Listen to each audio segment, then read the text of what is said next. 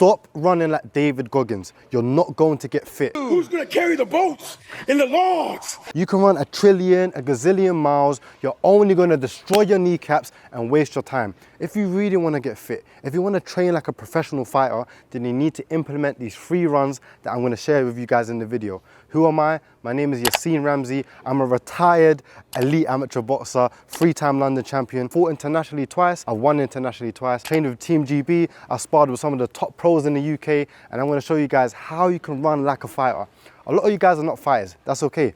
I'm not a fighter anymore, but I still like to train like a fighter because the buzz you get, the strength you get, the fitness you get, you feel the difference. Everyone should train like a fighter because you're gonna be the fittest you've ever been in your life. So before I share with you my 3 secret runs in order to actually feel like a fighter, get fit like a fighter, what is the difference between actually training like a fighter and just training regularly? In a fight, the pace is not the same. The pace is constantly going up and going down. Why? Because you have an opponent in front of you. So they're constantly pushing you forward, pushing you back. So you're having to adapt during the fight. And we want to emulate that feeling when you're training. This is going to allow you to push yourself to the next level. Because when you're running at a constant pace, everything's steady, everything's smooth, and you can kind of gauge it. You can control your breathing, you can go slowly, you can take your time, whatever it may, you can get into the zone. However, when the pace is going up and down, you have to adapt on the fly. You have to, we want to do the same thing while we're running. This is going to give us that feeling, and we're going to attack different energy systems as well. There's not just one energy system, there's different energy systems, and we're going to attack all of them with these 3 runs. So let's get into run number 1. Let's get it, man. You don't have to be a fighter, but I'm going to show you how to train like a fighter today. Let's get it. So run number 1 is sprint. Yes, and I don't mean 50%, I don't mean 60, 70, 80, even 90%. I mean 100% flat out sprinting. We're gonna attack your speed and anaerobic systems because this is in a fight how it's gonna be. There's gonna be times where you have to fight at 100% capacity in order to survive. And this is what we're gonna do when we're sprinting. This is one of the closest things you can do to get to a fight situation. That's why you see a lot of fighters sprinting and also doing swimming because both of them are similar. So how do you actually run at 100%? Number 1 is you have to have the right terrain. A lot of people think they can sprint on the road when there's pedestrians, there's the pavement, there's the road, there's potholes, there's all of these things. So it holds you back from going at 100%. When you're on the track, you can literally run at 100% full speed without having to hold back. This is an amazing place to get those sprints in. Also, you can use the curved treadmill. So that curved treadmill you have in the gym, it allows you to run at the speed that you're going at because you can literally run, it goes as fast as you run. A normal treadmill is not ideal for this because there's a limit on how fast they go, and a lot of people can run faster than that limit. I know I can run faster than the limit, so I don't do my actual sprints, my full out flat sprints on the treadmill. So you want to find somewhere like a track, a curved treadmill, or if you find a super flat terrain, whether it's on the road, whether it's a park, then that's okay as well. Just make sure it's flat, make sure there's no distractions so you can go 110%. So here's the key when you do these sprints. You don't want to save yourself for the next round. You're not just doing one sprint, you're gonna do multiple sprints, you're gonna have a break in between, and then you're gonna run again.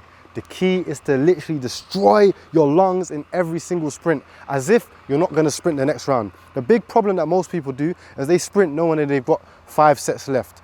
No, that's wrong. You need to sprint as if it's your last set, then you're gonna get the best out of it. So this is how you guys do sprints the correct way. And if you guys want a full breakdown of how long you've got to run, how many breaks you've got to take, then you can go to the link in the description. I've got my full running program. It's on a special discount right now for the first 20 people. So make sure you act fast. And not only are you going to get a breakdown of how to do this run, you're going to get a breakdown of how to do run number 2, run number 3, and as a bonus, there's an extra run that I haven't put into this video because I've saved it for the special guys in my program. So make sure you go to the description down below. This is literally the best running program out there. I can vouch for it. All of the hundreds of people that have purchased it can also vouch for it. So make sure you don't miss out. Let's get into run number 2, let's go. Okay, so run number 2 is long aerobic intervals. So the reason why we do intervals, again, is to simulate the fight situation. But this time we're not sprinting at 100%. We're actually gonna run for around 3 minutes or 2 minutes, depending on how long you guys wanna do. Maybe you can start at 2 minutes and then slowly build up for 3 minutes, and then you can take a break between that, and then you can go again. And you decide on how many sets that you want to do. This is going to simulate the fight situation. So the goal is, when you're running for 3 minutes, it's not to run slowly for 3 minutes or slowly for 2 minutes. You want to push yourself to the point where you can actually survive those 3 minutes, but you still feel that you're getting tired throughout that round. So that way the break that you have, the interval, is actually needed.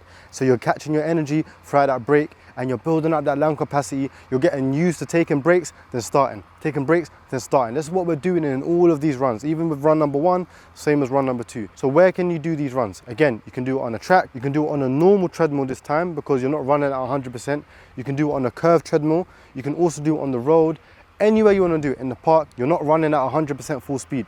You're running at about 60%. 70%. You're still pushing yourself, but you're not exerting yourself to the point you can't run the whole 3 minutes, because it's really and truly, a sprint is only 10 to 20 seconds. You can't sprint for much longer than that, especially at 100%. Make sure you incorporate these as well. This is run number 2, and each run you want to do at least once a week. You want to rotate between them, you want to spread them out, do each run once a week. And as always, the link in the description is for the full running program. Let's get into number 3. The final run, run number 3, is an aerobic long run. So you're just building up your engine. So this can be a 3K, a 5K, whatever you want to do. I don't suggest doing more than 5K because it's not necessary. 10K max. You don't need to do more than 10K. You don't even need to do more than 5K if you want to get fit for a fight, because usually a fight doesn't last much longer. I'm not teaching you guys to get fit for a fight, but I'm just showing you how you can train as if you was a fighter. I don't fight anymore, but this is how I still like to train, because it makes me feel better, it makes me get stronger, and I'm prepared for any situation. So when you run a 3K, you can actually run at quite a good pace throughout the whole 3K. And what I like to do, I like to time myself, and I like to look at my average running speed, so that way every time I run again, I can try and keep up with it. Same with a 5K, this is how you get a good 5K time. You can look at your running speed, you can look at each kilometer that you run, and then you can push yourself for each milestone, So you're still pushing yourself as well, but you don't go full out in this run. This is the final run that you can do. Some extra tips for running in general. You want to make sure you warm up. The more you warm up, 1 is going to prevent injury. 2 is actually going to allow you to run faster, because you're already in your stride, you've already got going. So now when you're running, you can just go full speed. A lot of people ask me, how did you get, because my 5K time is 18.5 minutes. It's not the fastest, I know people were faster than me, but that's 18.5 minutes on the road, not on a track. If it was on a track, I could probably get higher. If it was on a treadmill, I could probably get higher, but this is on the road, like normal pavement and stuff.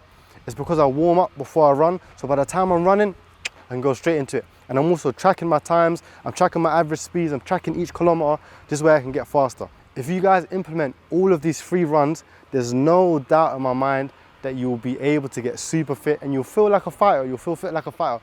Who doesn't want to be a fighter? Who doesn't want to feel like a fighter? Everyone watches the UFC, everyone watches boxing, but we're not doing it. Not everyone's doing it, because as you guys know, I've left boxing, I've quit sports for the sake of Allah.